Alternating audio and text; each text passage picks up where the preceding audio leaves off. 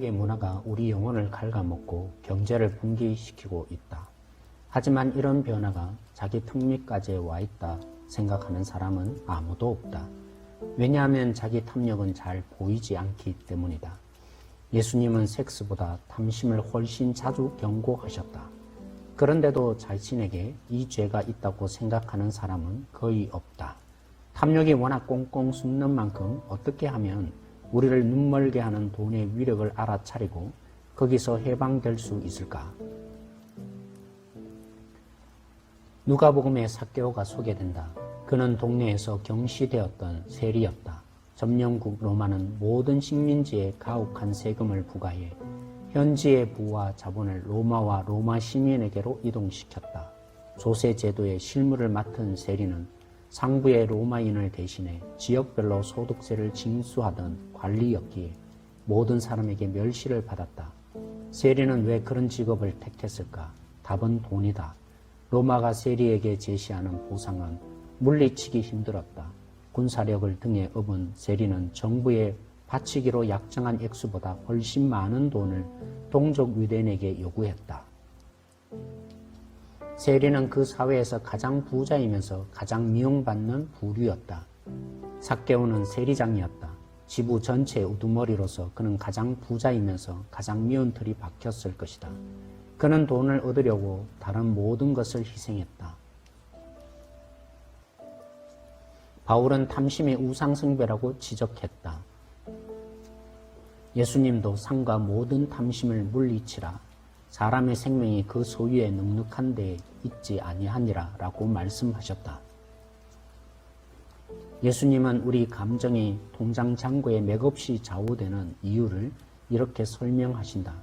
사람의 생명이 그 소유에 넉넉한 데에 있지 아니하니라. 사람의 정체성이 돈에 달려 있다는 의미다. 재물을 잃으면 자아가 남지 않는 사람이 되기 십상이다. 예수님은 우상숭배에 대한 성경의 기본 은유를 모두 가져다 탐심과 돈에 적용하신다. 돈을 사랑하는 사람은 새로 돈을 벌 방법과 새로 사들일 소유물에 대한 공상과 몽상을 일삼고 자기보다 더 많이 가진 자들을 질시의 눈으로 바라본다. 돈을 신뢰하는 사람은 재물 덕분에 자신이 안정과 안정을 얻었고 삶을 스스로 통제한다고 느낀다. 우상을 숭배하면 돈의 종이 된다. 세상의 왕이나 상전을 섬기듯 우상에게 자기 영혼을 파는 것이다. 주님이 누가복음 16장 13절에 재물에 섬기다는 단어를 사용했는데 엄숙히 서약하고 왕을 섬긴다는 의미다. 돈을 위해 살면 당신은 종이다. 그러나 하나님을 삶의 중심에 두면 돈은 왕위에서 밀려나 강등된다. 당신의 정체성과 안전이 하나님께 있으면 돈이 염려와 욕심을 통해 당신을 지배할 수 없다. 이것 아니면 저것 둘 중에 하나다. 하나님을 섬기지 않으면 만몬의 노예가 되기 쉽다. 노예가 되었다는 가장 명백한 증거로 탐욕에 빠진 사람은 눈이 멀어 자신의 물질주의가 보이지 않는다. 누가복음 12장에 삼가 모든 탐심을 물리치라고 하셨다. 언어제도 삼가라는 말을 사용하지 않는다. 간음하면 처음부터 간음인 것을 안다. 하지만 탐욕과 물질주의가 분명히 만연한데도 그게 자기 모습이라고 생각하는 사람은 없다. 이래도 우리는 삭개오를 보며 이렇게 말할 수 있다. 그는 어떻게 그 많은 사람을 배신하고 해끼칠 수 있었을까? 어떻게 세간의 미움까지도 마다하지 않았을까? 어찌 그리 돈에 눈이 멀어 온갖 일을 저지르며 살았을까? 돈은 가장 보편적인 가짜신이다. 불안과 욕심을 통해 돈이 당신을 지배한다. 전통 문화에서 중요한 것은 자유와 권리가 아니라 명예와 품이었다. 성인 남자가 나무에 올라간다는 것은 엄청난 조롱이 될 일이다. 특히 삭개오는 이미 멸시의 대상인데다가 키까지 작았으므로 재통 있게 처신하려고 각별히 조심할 만도 했다. 그런데 왜 그랬을까? 삭개오는 필사적으로 예수님을 만나고 싶었던 것이다. 예수님은 전체 무리에서 가장 악명 높은 죄인을 지목하셨다. 예수님은 도덕적인 무리의 면전에서 대화 상대가 아니라 식사 상대로 택하셨다. 결국 삭개오가 예수님을 자신의 삶에 정한 게 아니라 예수님이 삭개오를 그분의 삶 속에 청하셨다. 삭개오야, 그래 너다. 오늘 내가 네 집에 가야겠다. 그분의 이런 행동은 무리에게 터무니없어 보였고 그들이 알던 종교에 완전히 어긋났으며 나무 위에 키 작은 삭개오에게도 충격적인 일이었다.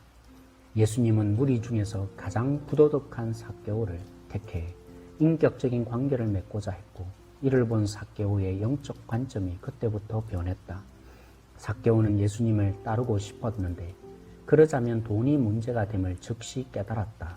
그래서 두 가지 약속을 한다. 우선 소득의 50%를 가난한 자들에게 주기로 약속했다. 모세 율법에 규정된 11조를 훨씬 웃도는 수준이다. 삭개오의 두 번째 약속은 구호나 자비보다 정의와 관계된 것이다. 그는 여태 속임수로 돈을 벌었다.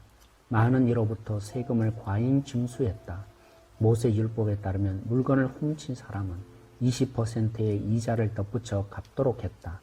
그런데 삭개오는 그보다 훨씬 많게 착취금액의 4갑절이나 갚고자 했다.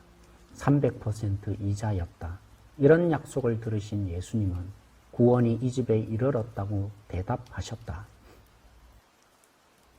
예수님은 내가 그렇게 살면 구원이 이 집에 이를 것이라고 하지 않으셨다. 변화된 삶이 구원의 결과이며 구원은 값없이 주시는 선물이다. 삭개오의 마음과 삶이 새롭게 변화된 것도 이 때문이다. 구원이 만일 도덕규범을 준수해야 얻어내는 것이었다면 그의 질문은 얼마나 드려야만 될까 였을 것이다.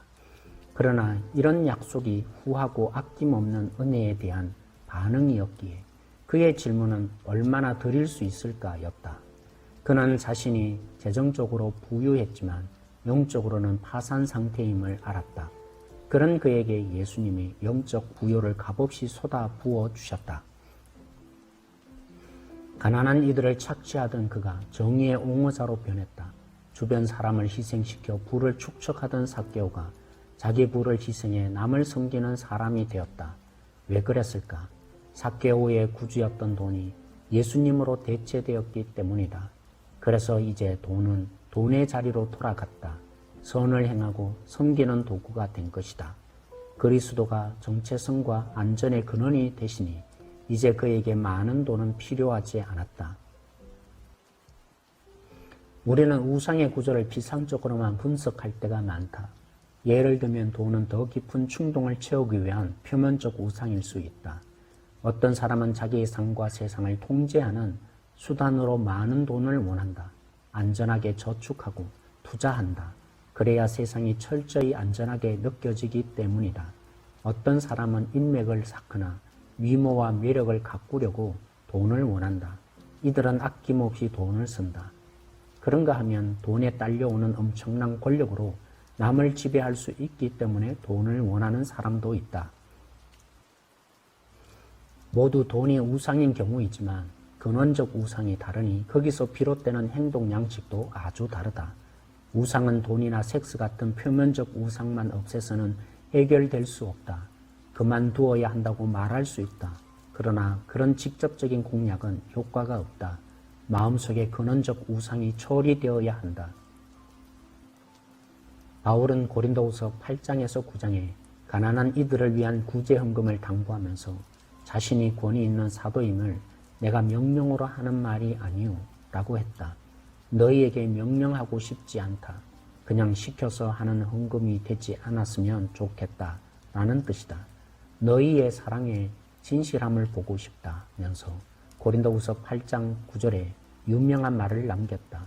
예수님은 무한한 부가 있었으나 그분이 그 부를 버리지 않으셨다면 우리는 영적으로 가난하게 죽었을 것이다.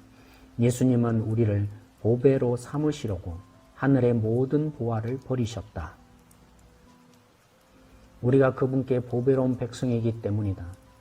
우리를 보배로 삼고자 죽으신 그분을 보면 우리도 그분을 보배로 삼을 수밖에 없다.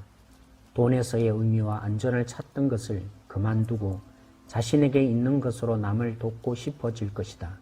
우리가 복음을 깨닫는 정도로만큼 돈은 우리에 대한 지배력을 잃는다. 그분의 값비싼 은혜를 생각하면 결국 우리도 후한 백성으로 변화될 수밖에 없다. 인색함을 해결하려면 복음에 나타난 그리스도의 후하심 쪽으로 방향을 틀어야 한다. 그리스도는 당신에게 그분의 부를 쏟아주셨다. 이제 당신은 돈 때문에 걱정할 필요가 없다. 하나님이 당신을 돌보시며 안전하게 지켜주심이 십자가로 증명되었다. 이제 남의 부유함을 시기할 필요도 없다. 예수님의 사랑과 구원은 당신에게 돈으로 얻을 수 없는 놀라운 신분을 부여한다.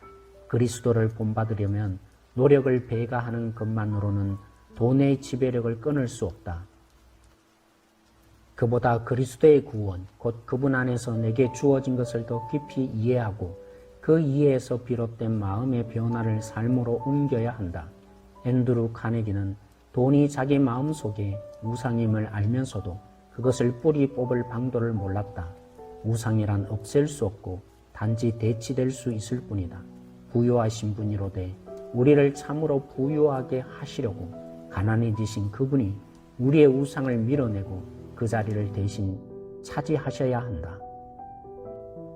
오늘 돈에 대한 우상 부분 잘 들으셨습니까? 또 읽어보셨습니까? 다른 모든 죄는 쉽게 발견되지만 예수님이 삼가라고 말할 정도로 이 돈에 대한 우상의 부분들은 쉽게 발견되지 않는다고 했습니다. 자신에게 이 돈은 오늘 책을 통해서 어떻게 비추어지고 있습니까? 돈의 우상이었던 삭개오로 돌아가 보십시다. 삭개오가 돈만을 아는 자였는데 예수님을 만나서 그는 두 가지 회개가 일어났습니다. 첫째는 가난한 자들에게 절반의 재산을 10분의 1만 11조를 바치던 시대에 50%를 나누어 주는 자로 살았습니다. 두 번째는 공의로 나타났죠. 당시에 자신의 훔친 것에 1.2배를 주면 되는데 그는 300%를 나누어 주는 자로 살겠다는 회개가 일어났습니다. 예수님의 그 은혜가 그를 바꾸어 놓은 거죠. 그저 주시는 이 하나님의 은혜가 그의 삶을 바꾸어 놓았습니다. 우리도 한번 살펴보십시다.